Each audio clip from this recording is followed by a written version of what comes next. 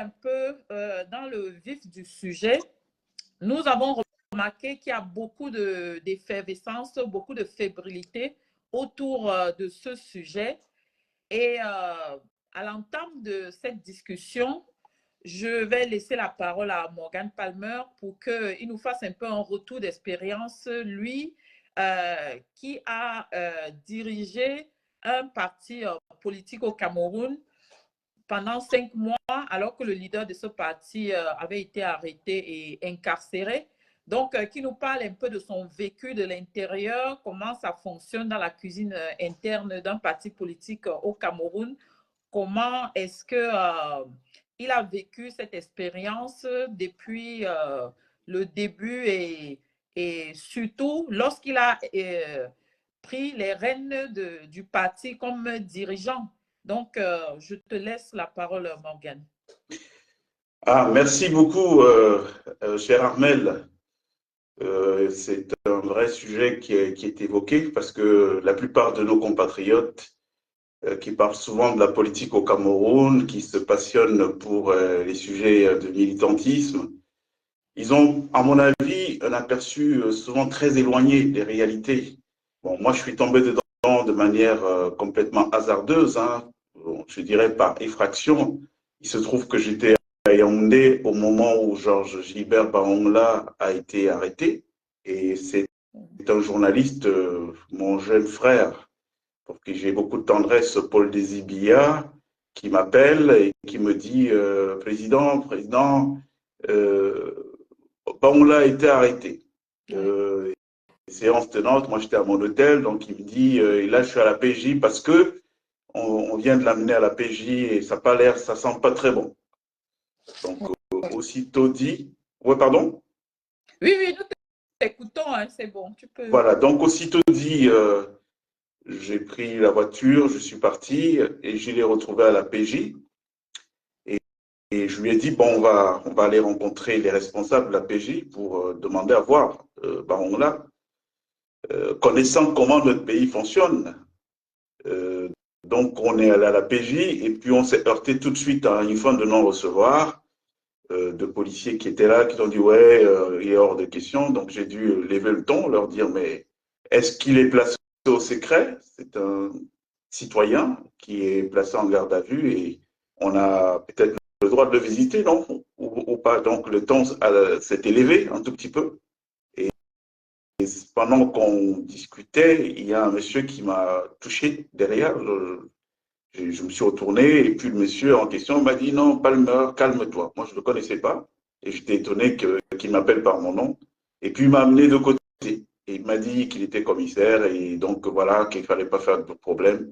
Il allait organiser la rencontre. Donc il allait demander à Bahongla, lui annoncer nos visites et tout de suite, ce dernier a voulu nous rencontrer. Donc on est allé, bon, pour le soutenir.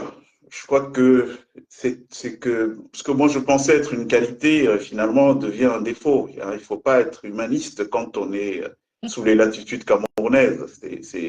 C'est un comportement qu'il faut garder dès qu'on prend l'avion pour le Cameroun.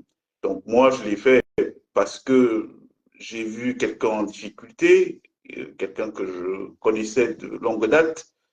Et voilà.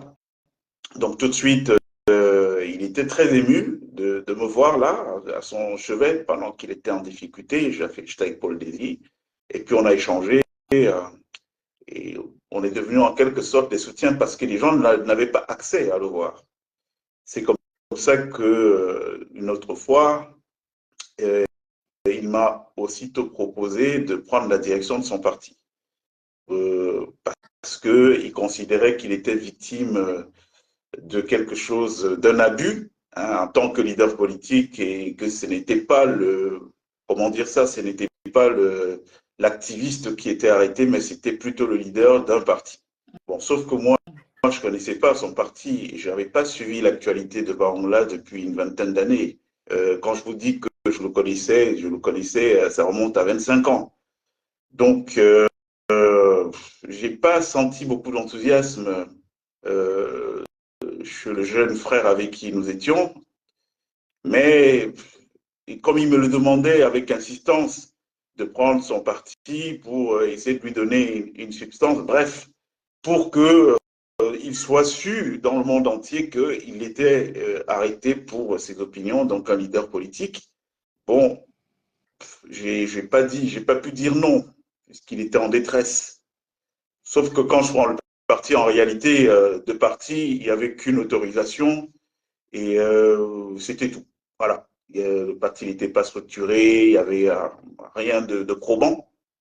Et donc, tout de suite, moi, je me suis mis à travailler comme ça se passe ici, dans nos latitudes, donc structurer le projet, créer de la rationalité hein, qu'on peut retrouver dans un parti, passer au stade de la massification et tout. Donc voilà, j'ai vraiment pris quelque chose qui n'existait que sur papier et pour essayer d'en faire un vrai outil.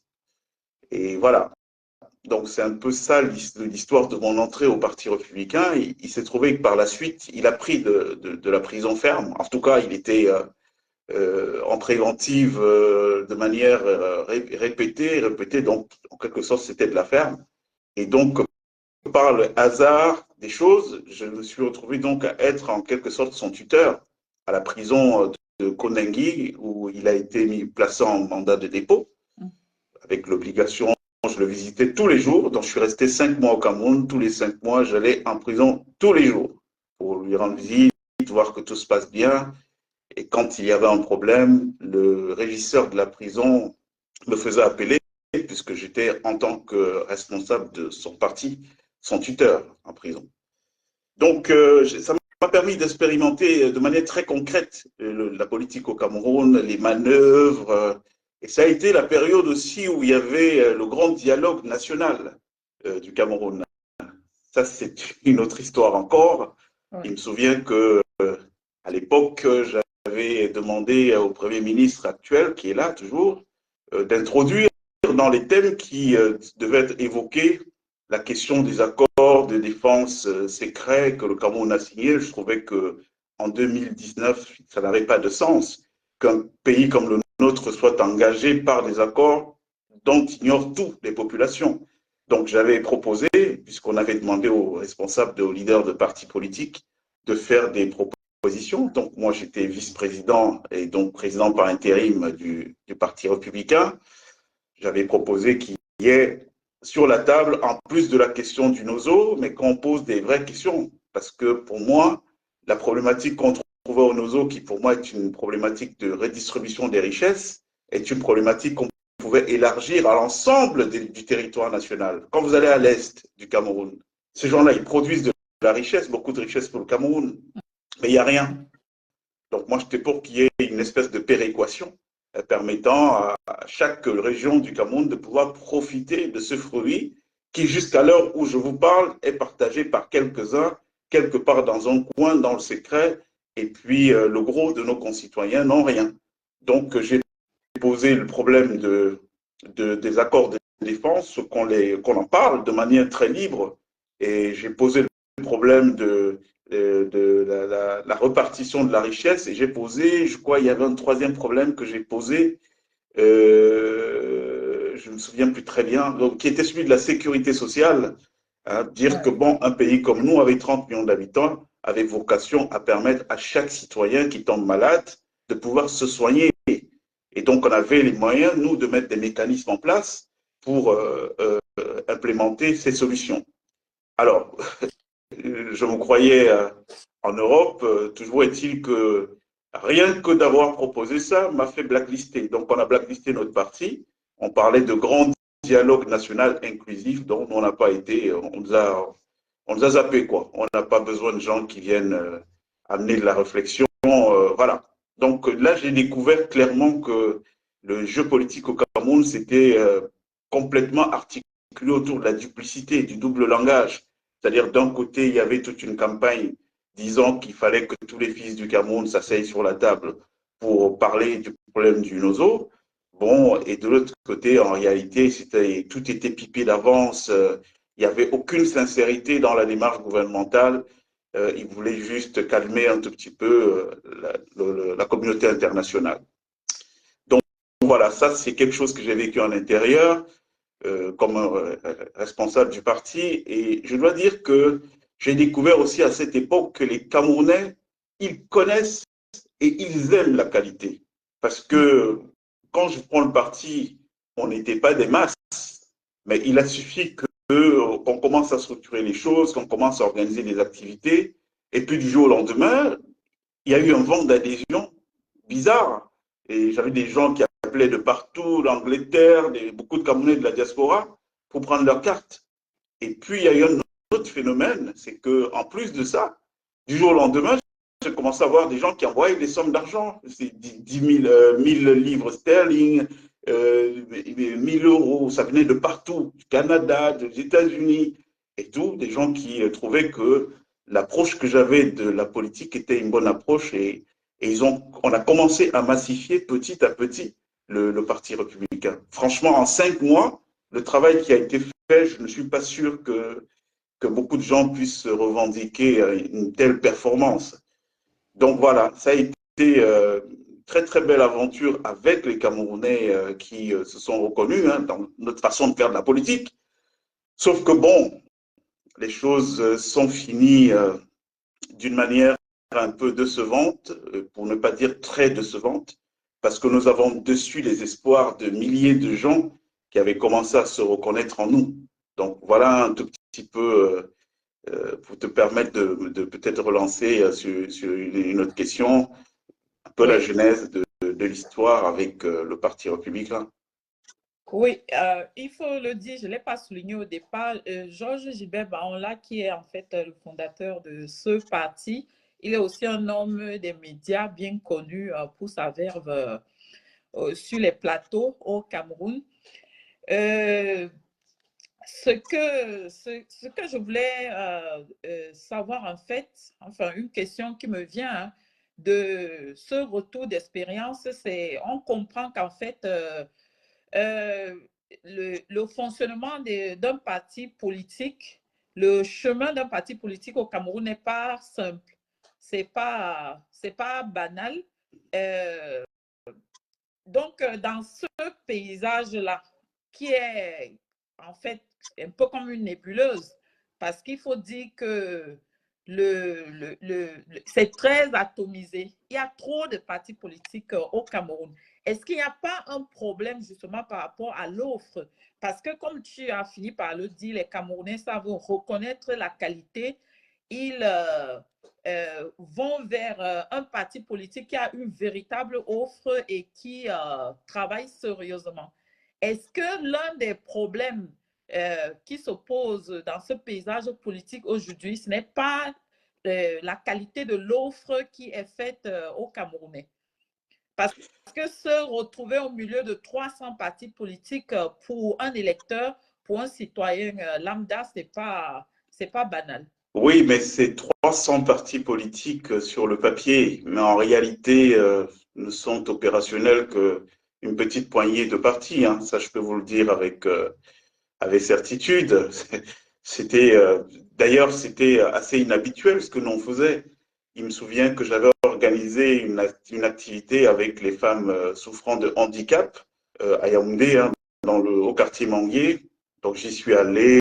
Et puis et après ça crée des problèmes, hein, parce que je me rappelle on avait fait un don à ces femmes pour qu'elles puissent acheter des machines. C'est des femmes qui souffrant de handicap et qui vivaient de la couture. Donc, on avait fait un don de 500 000 CFA pour qu'elles puissent acheter des machines et pour dynamiser leur activité. Mais c'est là que j'ai découvert que c'est pas comme vous croyez. Hein, c'est vraiment ces gens, ils sont sur le double discours. À peine on est sorti de là que les dames en question ont été appelées et menacées. Oui, c'est quoi ces gens? Il n'y a pas un autre parti ici en dehors du RDPC. C'est pas possible que vous recevez. Et ils ont eu des problèmes sérieux, ces dames-là, parce que c'était dans une fondation. Et tout, je crois d'ailleurs que Roger Millat avait mis sur pied. Et je peux vous en citer comme ça plusieurs cas, pour vous dire que en réalité, s'il y a 300 partis sur le papier, très peu sont actifs. Hein. Il y a des partis dont on entend parler que peut-être quand une élection approche, Oui. et même des partis qui n'ont pas du tout, qui sont pas du tout opérationnels. Hein, je m'en souviens qu'on est parti une fois à Ebolova aussi, dans la banlieue de Belova, à l'entrée de la ville. J'avais fait une activité là-bas avec les jeunes d'un coin pour les sensibiliser sur le fait qu'il fallait qu'ils s'engagent politiquement, mais qu'ils ne s'engagent pas pour du pain sardine, mais qu'ils s'engagent pour leurs idées, pour les convictions, parce qu'il y a un héritage commun à laisser aux générations d'après. Mais je vous dis même là-bas, à peine on est parti de là, le jeune qui avait été mon point focal et avec qui on a organisé ça, mais il a reçu un coup de fil, mais c'est fameux Ndongo, le ministre de l'enseignement supérieur, donc qui est le patron du RDP, c'est dans le coin, mais ils ont été savonnés. Jamais ici, à Ebolova, on acceptera que voilà, un parti vienne, un autre parti que le RDPC. Donc ça, c'est les choses que nous, on a vécues en interne. Pour dire quoi? Pour dire que en réalité, c'est des partis qui, je ne dirais pas fantoches parce que ça paraîtra insultant, mais ce pas des partis qui sont opérationnels, donc qui ne posent réellement pas de problème au pouvoir central de Yaoundé. Ce que j'ai aussi appris de cet épisode, c'est que tout ce que vous voyez exister au Cameroun, avec la bienveillance du pouvoir de Yaoundé, la plupart du temps, il y a toujours des deals souterrains. Parce que le combat qui nous a été livré, alors qu'on était qu'un nouveau parti qui se battait pour créer de la visibilité autour de son travail et agréger davantage de militants, j'ai vu le combat qui nous a été mené pour nous nier toute existence et tout. Donc, et puis on a compris que bon, voilà, si vous n'êtes pas sous contrôle, si vous n'êtes pas dans tel secte ou dans quoi au Cameroun, vous pouvez pas, vous pouvez pas.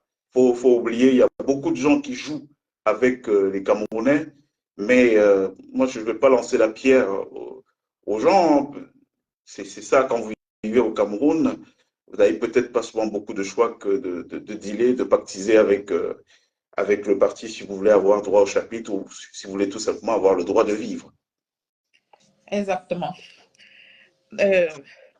Donc, la question centrale, en fait, de cette discussion, et la question qui a été annoncée pour ce live, c'était la pertinence, l'utilité même de la présidentielle.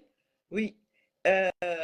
Parlant de ce sujet, une présidentielle au Cameroun dans les conditions actuelles, nous savons que depuis 2018, rien n'a changé. Le code électoral reste le même. Elecam, au niveau de Elecam, rien n'a changé. On a vu même ce qui se passe avec l'inscription sur les listes électorales et lesquelles listes ne sont pas publiées. Donc, même ceux qui sont inscrits fraîchement, ils ne savent pas si leurs noms vont figurer sur les listes. On a vu aussi le jeu du Conseil constitutionnel. Donc, pour planter un peu le décor, on a un parti-État qui a tous les moyens, qui mobilise tous les moyens de l'État, les moyens financiers, administratifs, logistiques. Tous les moyens sont entre les mains d'un parti qui, néanmoins, est en compétition contre les autres partis. L'appareil judiciaire est entre les mains du même parti. Bref, ce parti, en fait, mobilise tout. Ce parti a tout entre ses mains. Donc, en réalité, dès le départ, les dés sont pipés. Le jeu est faussé dès le départ. C'est très difficile d'avoir une élection transparente, une élection juste dans ces conditions-là. Donc, moi, je voulais vous poser la question, Morgane Palmer. Cette élection, est-ce qu'elle est vraiment utile dans ces conditions-là? Qu'est-ce qu'on peut en espérer, étant donné que rien n'a changé depuis 2018?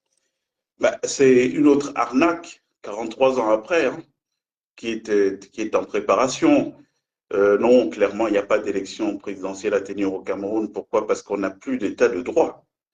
Alors, quand on n'a plus d'état de droit, ça veut dire qu'on n'aura pas des institutions en capacité d'arbitrer dans une compétition. Alors, si on n'a pas des institutions en capacité d'arbitrer dans une compétition, ben, pourquoi organiser la compétition? En ce moment, ceux qui gardent le pouvoir de force, ils n'ont qu'à assumer que, bon, voilà, nous sommes les plus forts, donc on est là, on garde le pouvoir de force, que d'organiser des simulacres de ce que nous vivons depuis des années. Moi, je vous ai dit que pour en parler, je peux vous dire des choses parce que j'ai été sur place, j'ai vu ce qui s'est passé. Moi, vous me parlez tout à l'heure du Parti républicain. On va revenir sur la question de l'importance de la tenue ou non de cette présidentielle. Moi, j'étais au Parti républicain. Je vous ai dit tout le travail qui a été fait. Donc, j'avais mon temps partagé entre m'occuper du prisonnier Georges Gilbert Baongla, gérer sa famille, en tout cas celle à laquelle j'avais accès, ses employés, pour qui j'étais devenu l'assistant social, et, et puis le parti politique. Mais vous savez que quand on a fini de faire ça, quand on a fini de dire aux gens c'est intéressant, on a des gens qui envoyaient beaucoup d'argent, je vous le dis, et jusqu'aujourd'hui j'ai beaucoup de gratitude de voir que les Camerounais peuvent s'élever. Et je vais vous étonner, la plus grosse mobilisation que j'ai eue autour du Parti républicain, en tout cas dès le départ, ce sont nos frères de l'Ouest. Moi, je n'aime pas parler en termes de tribus, non, mais il faut dire quand même les choses telles qu'elles sont. Pour répondre à notre frère tout à l'heure qui demandait pourquoi pas autour du RMRC, les plus gros donateurs du Parti républicain ont été des frères de la diaspora de l'Ouest Cameroun qui sont venus sans qu'on aille les chercher. Ils ont compris qu'il y a quelque chose à faire. C'est pour ça qu'il faut éviter tout ce qui est repli tribal, généralisation, tout ce qui est essentialisme. Il ne faut pas essentialiser parce que vous ne savez pas qu'est-ce que pensent les gens réellement.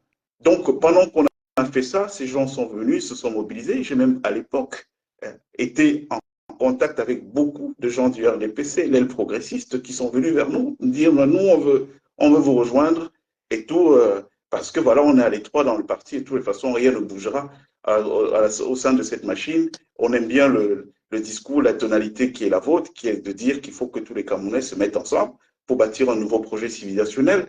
Et donc, nous, on veut venir, on est prêt à mettre des fonds, mais à condition que vous voyez avec votre leadership. Moi, il y a des gens qui m'ont dit oui, parce que votre président, là, c'est un fou. Le jour où il sortira de prison, il va renoncer à tous les engagements qu'il aura pris. Moi, à l'époque, j'étais naïf, enfin, pas naïf, mais je ne connaissais pas jusqu'où pouvaient aller les gens.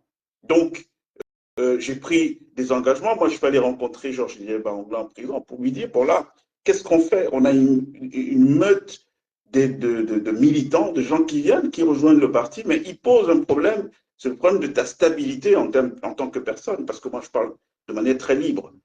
Qu'est-ce qu'on fait de ces gens-là? Au point où on est arrivé dans la négoce, et ça, c'est des choses qui sont importantes à savoir, de comprendre comment ça fonctionne réellement le monde politique. On est arrivé dans la négoce. Moi, j'ai une pléthore de gens qui quittaient le RDPC pour nous rejoindre au Parti républicain. Et ils ont posé comme condition que, Baongla ne les rassurant pas, il fallait que ce soit plutôt moi leur interlocuteur. Moi, je suis allé voir Baongla, je lui ai dit, bon voilà, on a ces gens-là. Pour l'instant, c'est moi qui finance le parti. Ouais, parce que je suis arrivé, il n'y avait rien. Il y avait, le parti n'avait même pas de compte. Bref, il n'y avait pas d'activité. Les comptes du parti, c'est moi qui les ai créés. L'activité, nous l'avons diversifiée avec les frères qui ont porté le projet. Et donc, on a eu des gens qui venaient, qui étaient prêts à financer la participation à l'élection de 2019, aux élections locales de 2019. Donc, voilà. Bon, là, il a dit, bon, ok, bon, moi, je veux me retirer. Sauf que moi, je vais être candidat à la présidentielle. Je lui ai dit, chiche, moi, ça ne m'intéresse pas d'être président. Donc, on trouve un accord, puisque ces gens ne sont pas rassurés par toi. Tu deviens président d'honneur avec, on retouche les statuts, disant qu'en cas d'élection présidentielle, le candidat naturel du parti, c'est le président d'honneur. Comme ça, tu vas être candidat. Donc, on ne te met pas complètement à la touche. On est tombé d'accord. Ces gens-là nous ont rejoints. Et puis, patatras, dès qu'on arrive à l'élection, à la période d'élection, je suis appelé un jour par Bangla qui me dit non, non, non, il ne faut pas que le parti participe aux élections parce que, voilà, il ne veut pas que le parti soit dans une élection quand son père aux affaires. Oh. Qui peut croire à ça? Si moi, qui ai vécu la chose de l'intérieur, je ne vous la raconte pas, qui peut croire à ça? Donc, du coup, me mettant en porte-à-faux avec des gens qui sont venus en contrepartie d'un engagement dont j'apparaissais comme un mytho et tout. Vous pouvez imaginer ça, ce que je vous dis là? Combien, et ça se passe dans plusieurs partis au Cameroun. Plusieurs partis, donc vous vous demandez, mais pour qui les gens roulent finalement? Hein? Parce que moi, j'ai des années-lumière de savoir qu'après avoir fait tout le boulot, de dire aux gens, venez, on va aller à la conquête maintenant des terroirs. J'avais même lancé un casting politique à l'époque. L'idée, c'était de faire susciter des vocations politiques dans le peuple, un peu partout. S'il y a des gens bien qui nous correspondent, qu'on mette les moyens derrière eux pour qu'ils aillent à la conquête de leur contrée. Et puis, on nous dit du jour au lendemain, non, non, non, il faut arrêter. Je lui ai dit, mais non, c'est pas possible. Moi, je ne suis pas un roublard. Hein. Je ne suis pas venu en politique parce que je suis un féman. Tu connais très bien la Genèse. Tu as donné ta parole. Les gens, on a pris des engagements avec les gens. Et donc, il faut respecter ces engagements. Et donc, l'histoire de notre clash est partie de là. Même comme j'aurais appris tout ce qui a été raconté, vous savez, c'est très camerounais, salir les autres. C'est ça. Il n'y a pas eu d'autres problèmes avec Georges Guébant. Du jour au lendemain, donc il n'a pas voulu. Il a renoncé au fait qu'il n'était plus président. Donc je lui ai dit, mais non, c'est le fait que tu ne sois pas président, ce n'est pas moi qui le dis. J'ai trouvé que tu avais fait des statuts. Les statuts disaient qu'au bout de 45 jours d'empêchement, tu n'étais plus simplement président. Ça fait 5 mois, moi j'ai laissé parce que ça ne m'intéressait pas. Je vous ai dit, moi j'étais là pour jouer un rôle, j'ai laissé. Donc si tu commences à poser des problèmes et si tu commences maintenant à nous mettre en porte-à-faux avec les militants, en ce moment on va appliquer les statuts. Et je lui ai écrit sa lettre, je lui ai dit, ben, il faut que tu démissionnes, comme on s'était entendu. Il n'a pas voulu démissionner. Il faut que tu démissionnes, il n'a pas voulu démissionner. Il faut savoir que dans cette histoire-là, cher Armel, il y a beaucoup, beaucoup de dessous qu'on n'a pas toujours envie d'évoquer par décence, par classe, parce que, bon, voilà, quand vous avez été en responsabilité, en tout cas à ce niveau, vous avez de la retenue républicaine. Mais quand on regarde quand même comment fonctionne notre pays aujourd'hui, il est très facile de jeter l'anathème, de jeter des rumeurs sur les gens, de salir des gens facilement. Moi, je suis bien obligé aujourd'hui de vous dire à vous, hein, vous êtes sympathique et tout, de vous dire la vérité de ce qui s'est passé. Donc, un monsieur comme ça, moi, je arrive, 5 mois, je porte son parti, je m'occupe de lui, oui, parce que je m'occupais de lui. Et je ne vous dis pas les choses que j'ai subies dans cette affaire. Ce type a failli me mettre une évasion sur le dos, parce qu'un matin, il m'appelle, ben oui, il a failli me mettre une évasion sur le dos. Il m'appelle un matin, oui, tu viens me voir, je lui dis oui. Il a vu le régisseur, il dit au régisseur de la prison qu'il a de l'argent qu'il doit prendre à la banque parce qu'il a des problèmes et tout. Et c'est moi, la personne caution, puisque quand il y avait un problème le concernant en prison, c'est moi qu'on appelait. Donc, moi, je viens, le régisseur accepte de mettre à disposition des gardes pour l'accompagner, sauf qu'au moment où je démarre de chez moi pour aller me rendre là-bas, qu'est-ce qui se passe? Ce qui se passe, c'est que j'ai une panne de voiture. Donc, moi, je ne sais pas ce qui se passe. Je ne sais pas qu'il a déjà monté un projet, un plan d'évasion et tout. Donc, moi, la voiture s'arrête. Le temps de faire venir un mécano, de faire le bilan, on se rend compte qu'il y a une rupture de courroie de distribution. Et donc, c'est plus sérieux que ce que j'aurais pu penser. Donc, on se retrouve là. Je suis resté de 9 heures là à veiller avec le garagiste à ce que les choses soient arrangées. Ce n'était pas ma voiture, c'était une voiture de location et tout. Et toutes les 30 minutes, il m'appelle au téléphone. Je lui dis, je t'ai dit que je suis en panne. Donc, j'étais en route pour là-bas. Je ne peux pas laisser cette voiture ici pour venir. Et je ne comprenais pas toutes les 30 minutes le téléphone. Après, ça a été son épouse, sa charmante épouse qui m'appelait tout le temps. Je n'ai pas compris. Et donc, finalement, on filme le départ vers 19h. Et c'est à 19h que je reçois un coup de fil. Sa femme, oui, président, est-ce que vous allez passer ce soir? Parce que je rendais visite à lui en prison, à sa famille, tous les jours. Ah ouais. Et donc, je vais là-bas, et puis c'est sa femme qui me dit, parce que voilà, elle voyait bien comment je prenais son mari de manière fraternelle, comme un frère. Elle me dit, ah, il est en train de craquer. D'ailleurs, je pense que vous êtes quelqu'un de béni, président, parce que ce qu'il avait prévu aujourd'hui, c'était de vous utiliser pour s'évader.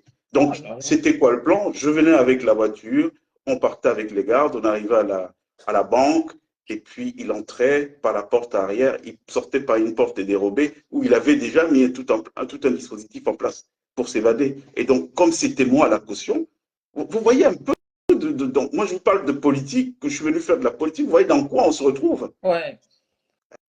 Vous voyez dans quoi on se retrouve. Combien de Camerounais savent ça? Moi, il y a 5 ans ou 6 ans plus tôt, quand cette affaire s'est arrêtée, j'ai dit, je ne veux pas parler. Je suis resté tranquille dans mon coin, même le jour de ma démission. Plusieurs médias camerounais, Vision 4, Canal 2, ils ont appelé, je leur ai dit non, non, non, je ne veux pas faire de déclaration sur le truc, je suis resté comme ça. Mais un jour, on me rapporte que ce monsieur passe à la télé, on lui demande, est-ce que vous connaissez monsieur Palmer? Et il dit qu'il ne me connaît pas. Donc moi, j'étais vice-président, président par intérim de son parti, et il ne me connaît pas. Après tout ce que je viens de vous raconter là. Donc en fait, on vit dans un vrai délire dans notre pays. Hein. J'ai l'habitude de dire que le Cameroun est comme un asile psychiatrique à ciel ouvert. Vous avez des gens qui se pavanent, que vous voyez à gauche, à droite, vous les créditez d'une certaine crédibilité, mais il n'en est rien du tout. Donc voilà dans quoi j'ai failli me retrouver. Ouais. Si n'eût été la main divine qui a créé cette panne pour que je ne rentre pas ce jour dans cet endroit où j'étais attendu avec un guet-apens, je me serais retrouvé, moi, la caution d'un prisonnier qui a fait la malle sans que... Est-ce que quelqu'un aurait accepté que je n'étais pas au courant de cette affaire? Donc voilà les choses qu'on a dû gérer au quotidien. On a dû gérer au quotidien. Donc, et en plus, les gens chez nous ne sont pas reconnaissants. Le matelas sur lequel M. Baola dormait en prison, c'est moi qui l'ai acheté. Quand il était malade, c'est moi qui achetais des médicaments. Chaque jour où j'allais en prison à Konengi, chaque jour où j'allais en prison à Konengi, ça me coûtait, en dehors de ses problèmes à lui, au moins 10 000 francs. Parce que demandez, moi je ne parle pas en l'air, ils sont là, puisqu'on n'était pas au huis clos. Quand vous arrivez, il y a tellement de misère dans cet univers carcéral où les gens sont abandonnés à eux-mêmes et tout. Vous avez des mains qui se tendent de partout. Vous ne pouvez pas ressortir de là sans donner aider ces mains qui se tendent. Ces gens qui vous appellent que parfois vous ne connaissez même pas et tout. Mais c'était ça chaque jour pendant 5 mois. Et donc après avoir fait tout ça, ce monsieur se lève un jour, il dit qu'il non, il ne me connaît pas. Et en plus, on n'a pas eu de vrai problème. C'est qu'il n'a pas tenu sa parole. Et moi, je dis que je ne suis pas un féman, donc je ne vais pas donner ma parole à des gens pour changer. Et puis de là part, donc, tout ce que vous pouvez voir. Donc, c'est très complexe, notre pays. Mais il faut connaître ces choses-là, parce que là, on parle d'une élection. Vous venez d'en parler. Oui. Là, j'étais dans un parti qui a vocation à aller aux élections. Et puis, la personne qui fait obstruction à cette démarche, c'est qui? C'est le fondateur du parti. Donc, allez comprendre quelque chose.